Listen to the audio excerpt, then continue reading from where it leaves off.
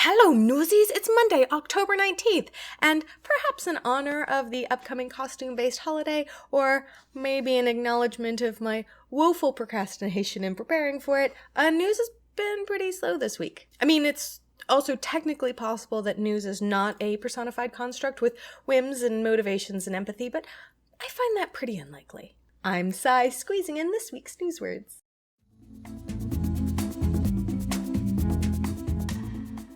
In beta news, both Overwatch and Battleborn announced their upcoming betas on October 27th and 29th respectively, and Star Wars Battlefront shared their total player numbers for their beta was over 9,000! Way over. It was, in fact, over 9 million. Some more hints were dropped about the Nintendo's new super secret console, continuing the Wii U tradition of incorporating both a console and a handheld, while Fallout 4 revealed that gamers that are in the Venn diagram nexus of PlayStation 4 owners and PlayStation Vita owners can be sure that remote play controls will be tweaked for their Vita system. Fallout also gave us a new live-action trailer that is continuing to fuel my internal hype drive, and Halo 5 put out a gameplay trailer complete with Nathan Fillion voiceover work and appropriate musical crescendos.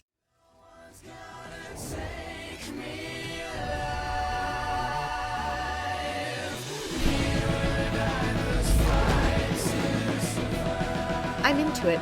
I am so into it.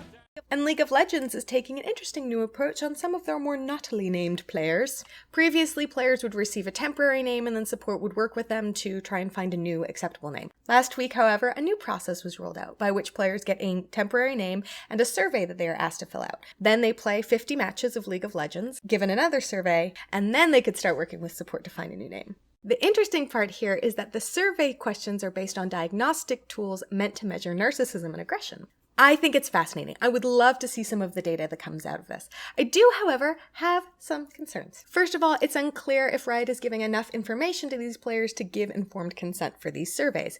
What is their data going to be used for? Where is it going to go? Is the data going to be anonymous or is it going to be tied to their game account?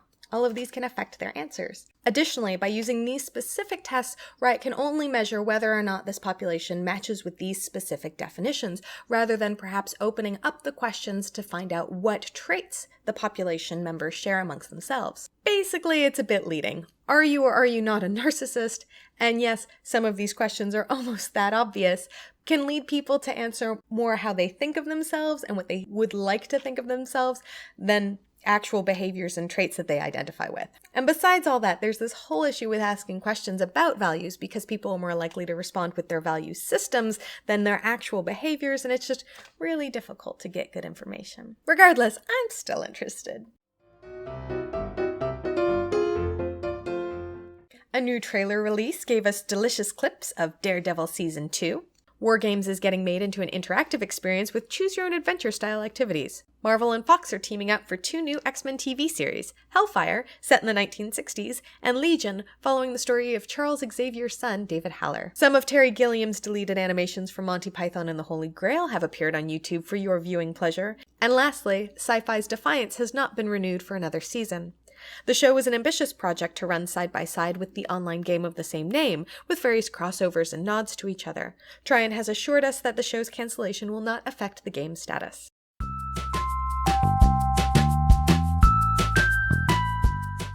And the coolest thing on the internet is Real Mjolnir, a replica of Thor's hammer from the Avengers that uses electromagnets and a fingerprint scanner to make sure that no one can move it.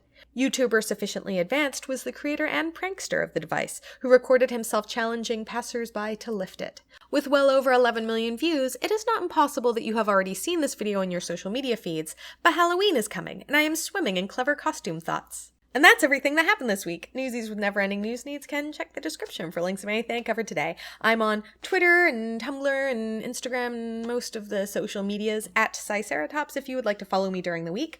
Like and or subscribe if you enjoyed the episode, and I'll see you next week with the latest newswords.